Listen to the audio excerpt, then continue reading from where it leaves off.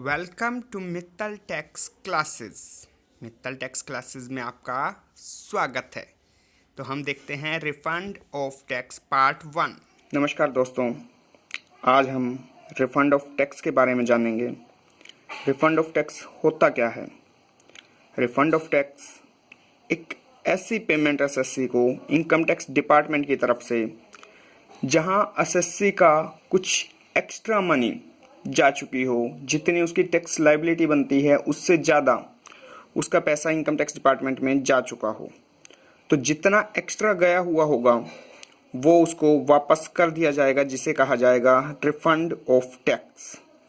परंतु इसके लिए सबसे पहले करदाता को, सबसे पहले एसएससी को हमारे असेसिंग ऑफिसर को सेटिस्फाई करना होगा।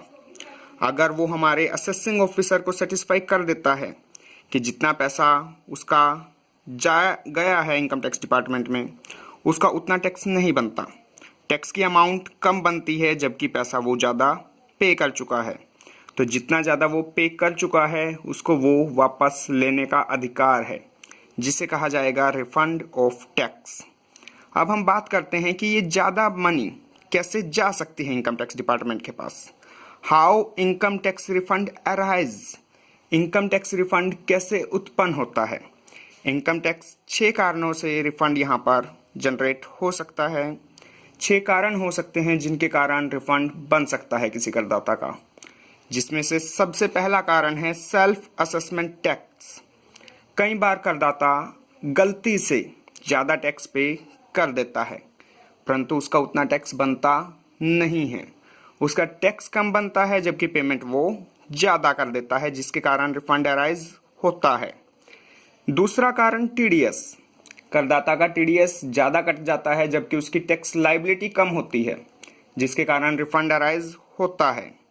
तीसरा कारण रेक्टिफिकेशन ऑफ मिस्टेक, पहले वो टैक्स पे कर चुका है बट बाद में इनकम टैक्स अथॉरिटी की तरफ से कुछ भूल सुधार किया जाता है, कुछ गलतियों को सुधारा जाता है, जिसके कारण उसका टैक्स कम बनता है और उसका रिफंड जनरेट होता है।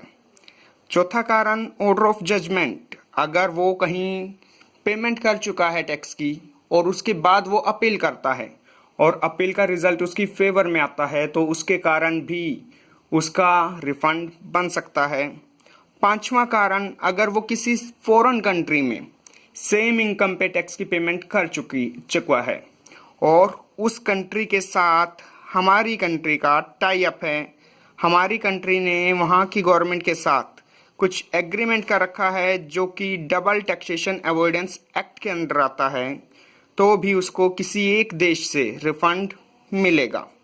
और पांचवा कारण, कुछ ऐसी इन्वेस्टमेंट जिसका उसको टैक्स बेनिफिट मिलना है, जिसका डिडक्शन में बेनिफिट मिलना है, वो अभी तक डिक्लेयर नहीं की गई थी परंतु अब डिक्लेयर की जाती है, तो भी रिफंड जनरेट हो सकता है। अब रिफंड जनरेट इन 6 कारणों से हो सकता है, तो उसके बाद हम जानते हैं कि रिफंड को क्लेम कौन करेगा। रिफंड को क्लेम कोई भी कर सकता है, परंतु यहाँ पर एसएससी या उसके रिप्रेजेंटेटिव की तरफ से सबसे पहले रिफंड क्लेम करने का राइट उस पर्सन को होगा जिसने वो टैक्स पे किया होगा। दूसरा, अगर हम बात करें कंपनी के केस में, कंपनी के केस में अगर लिक्विडेशन का केस है, तो जो लिक्विडेटर अपॉइंट हुआ है उस कंपनी का, उस लिक्विडेटर को राइट होगा रिफंड क्लेम करने का। या फिर अगर वो पर्सन रिफंड क्लेम नहीं कर सकता, उसकी डेथ हो चुकी है या कोई और कारण है, तो उसका लीगल रिप्रेजेंटेटिव रिफंड क्लेम करने का राइट रखेगा। Next topic, how to get income tax refund and time limit of refund claim. कितने टाइम के अंदर अंदर हम रिफंड क्लेम कर सकते हैं, रिफंड क्लेम करने के लिए हमें क्या करना होगा, procedure of refund claim we can say. Refund claim हमें असेसमेंट ईयर के एंड से, जो हमारा असेसमेंट ईयर का एंड होगा, असेसमेंट ईयर की लास्ट डेट होगी, उस डेट से अगले 1 साल तक हम रिफंड क्लेम कर सकते हैं। असेसमेंट ईयर के एंड से अगले 1 साल तक हम रिफंड क्लेम कर सकते हैं। रिफंड के लिए हमें फॉर्म नंबर 30 फिल करना होगा और उस पे नीचे अपने सिग्नेचर करने होंगे। जो भी उस रिफंड को क्लेम करने का राइट रखता है उसके वहाँ पर सिग्नेचर होना ज़रूरी है। इसके अलावा डिपार्टमेंट यहाँ पर रिफंड वापस करेगा, लेकिन डिपार्टमेंट रिफंड तो वापस करेगा लेकिन 2 कंडीशंस के साथ। सबसे पहली कंडीशन कि रिफंड जो क्लेम करना है वो आपको उस टाइम पीरियड के अंदर अंदर क्लेम करना होगा। अगर आप उस टाइम में मतलब कि असेसमेंट ईयर एंड से अगले 1 साल तक अगर आप रिफंड क्लेम नहीं करते तो आपको उस रिफंड पे कोई इंटरेस्ट नहीं दिया जाएगा। और दूसरी कंडीशन कि अगर आपके 6 असेसमेंट ईयर बीत चुके हैं रिफंड के, अगर आप टैक्स पेमेंट किए हुए 6 साल हो चुके हैं तो उसके बाद आप रिफंड क्लेम अगर करते हैं तो आपको कोई रिफंड नहीं दिया जाएगा। इसके अलावा जो फॉर्म नंबर 30 है वो कुछ एसएससीज के लिए एग्जम्प्ट किया गया है। कुछ एसएससीज को फॉर्म नंबर 30 नहीं भरना, जिनमें से सबसे पहला वो एसएससी जिसका रिफंड अराइज होता है किसी हाई अथॉरिटी के ऑर्डर के कारण। अगर हमारे इनकम टैक्स कमिश्नर से ऊपर की जो अथॉरिटी हैं, प्रिंसिपल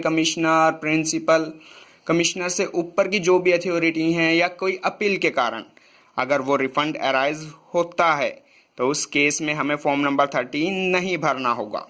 दूसरा, अगर हम एडवांस टैक्स पे करते हैं जिसके कारण हमारा रिफंड बनता है तो भी हमें फॉर्म नंबर 30 फिल नहीं करना होगा। अगर सेल्फ असेसमेंट के कारण अगर आपका रिफंड अराइज होता है तो भी आपको फॉर्म नंबर 13 नहीं भरना, और अगर रेक्टिफिकेशन ऑफ मिस्टेक के कारण आपका रिफंड अराइज होता है तो भी आपको फॉर्म नंबर 13 नहीं भरना होगा। इन 4 केसेस में बिना फॉर्म नंबर 30 भरे भी आप रिफंड क्लेम कर सकते हैं। सिर्फ आपको एक सिंपल एप्लीकेशन देनी होगी या अपनी रिटर्न में रिफंड को क्लेम करना होगा। बिना फॉर्म नंबर 30 भरे भी हम रिफंड को क्लेम कर सकते हैं। अब रिफंड पे जो इंटरेस्ट मिलता है या एक्सेस रिफंड क्या होता है, एक्सेस रिफंड पे इंटरेस्ट का क्या इशू रहता है, वो सब हम नेक्स्ट वीडियो में देखेंगे। आज हमने सिर्फ रिफंड के बारे में जाना है। रिफंड क्या होता है, रिफंड कैसे अराइज होता है, रिफंड को कौन क्लेम कर सकता है और रिफंड को हम कैसे क्लेम कर सकते हैं। आज के लिए धन्यवाद।